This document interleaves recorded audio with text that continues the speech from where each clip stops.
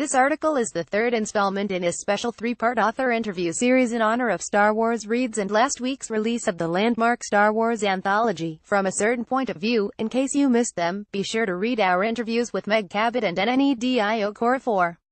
Who could forget how the smugly ambitious Admiral Motti praised the Death Star as the ultimate power in the universe, only to be swiftly, convinced otherwise by none other than Lord Vader, definitely not Motti himself. The exchange has long left author Mallory Ortberg eager to explore what came next for the upper echelon of the Empire's elite, before Luke came around with his preternatural bullseye skills. Ortberg previously used her absurdist wit to help launch feminist humor site The Toast, pen a book Texts from Jane Eyre, reimagining classic literary characters with modern texting technology at their fingertips, and currently acts as the voice of reason for Slate's Dear Prudence advice column. Now as part of the all-star list of authors in the new From a Certain Point of View anthology, she takes on the establishment as a post-four-stroked Admiral Motti frustrated by workplace harassment in an incident report. StarWars.com emailed with Ortberg to find out what inspired her ode to fussy bureaucrats. StarWars.com: in the vast universe of Star Wars authors, you're new to the fold. How did you come to write for Star Wars? Mallory Ortberg: I have been preparing my whole life for this. Elizabeth Schaefer at Penguin Random House got in touch with my agent earlier this year because they were partnering with Lucasfilm, and I think she was familiar with how often I would get on Twitter and yell about Kip Duran's insufficient sentencing for war crimes and other feelings I've had.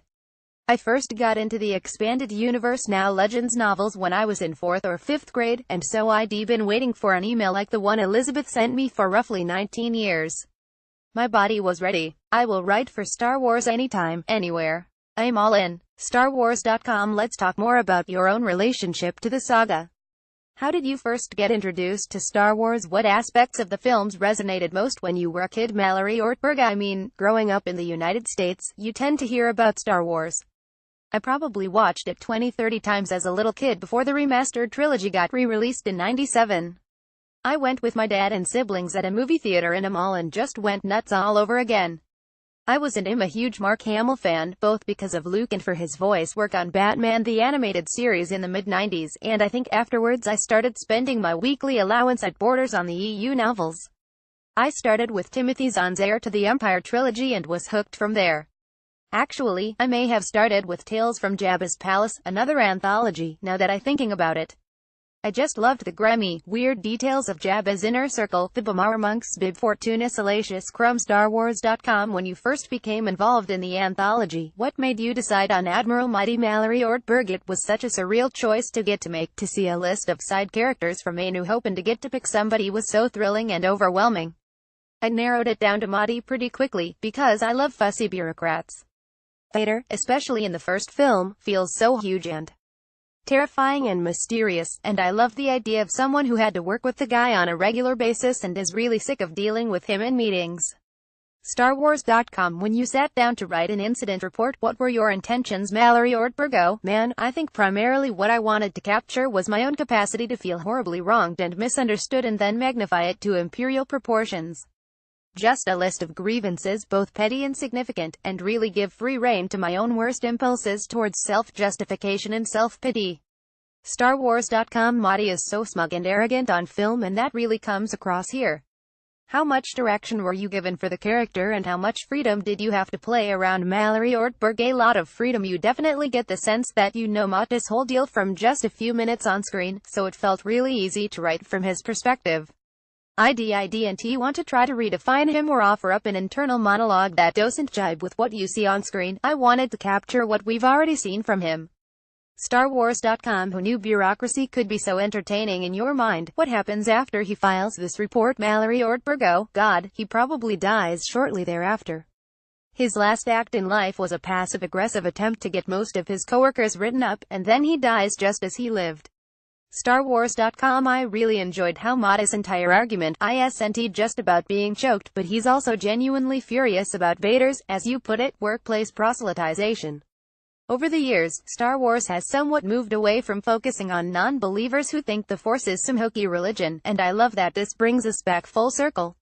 What made you decide to take the story in this direction? Mallory Ortberg: it helps that he comes out and openly ridicules the Force in the script, and certainly at the time of A New Hope, there are plenty of characters who are all very much like the Force. Never heard of it.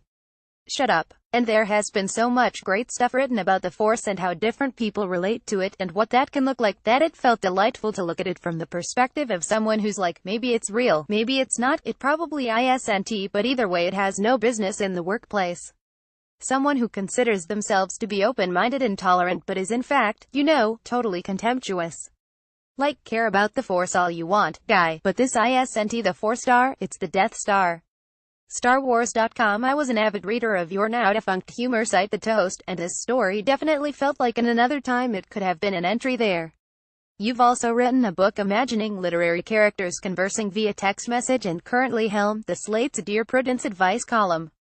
How has the experience of writing for an established universe like Star Wars differed from your other work, Mallory Ortberg? I'm so glad to hear that you liked it, and you're absolutely right. I think I published at least one article about the terrible miscarriage of justice that was Kip Durrance of the book sentencing during the Jedi Academy trilogy on The Toast, because I am incapable of saying no to myself.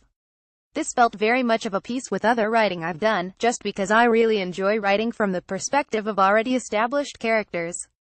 So it was definitely in line with gestures vaguely in the direction of myself, my whole deal and wheelhouse, I guess. StarWars.com. If you could write something else for Star Wars, what character or era would you like to explore next time? Mallory Ortberg. Literally anything, literally anytime. This is me, making myself available. Put me in, coach, give me episode 9. Kristen Baver is a writer and all-around sci-fi nerd who always has just one more question in an inexhaustible list of curiosities. Sometimes she blurts out it's a trap even when it's not.